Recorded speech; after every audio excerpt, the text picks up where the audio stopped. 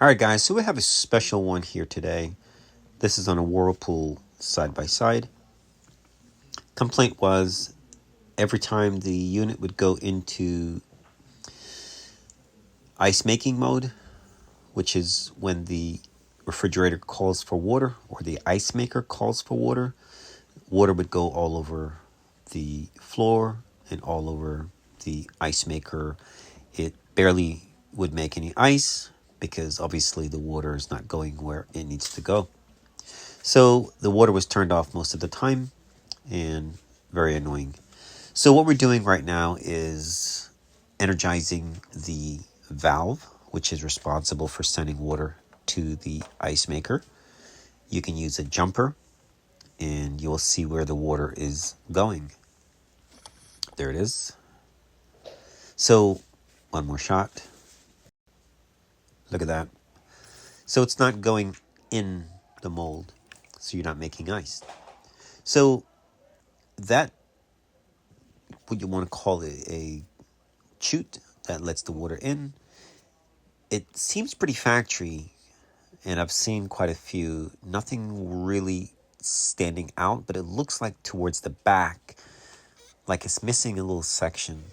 And what's happening behind that, you have a tube or a line that sends water into the ice maker. Now, it's not a volume or flow issue. The maybe chemicals, sometimes you may get minerals where it builds up in front of the opening. So double check all that.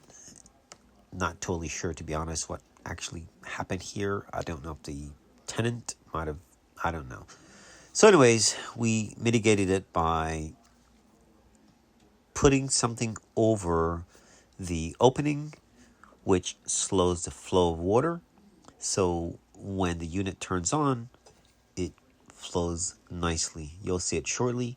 What I'm basically using is my brand new gloves, and those were inserted.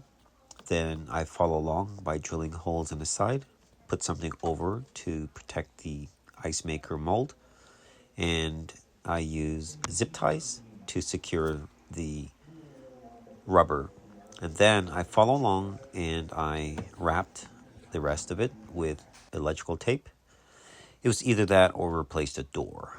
And then I follow along with a series of zip ties, and that made the job. It made the ice mold perfect. Cut those when you're done. All right, guys. That's it. Thanks for watching.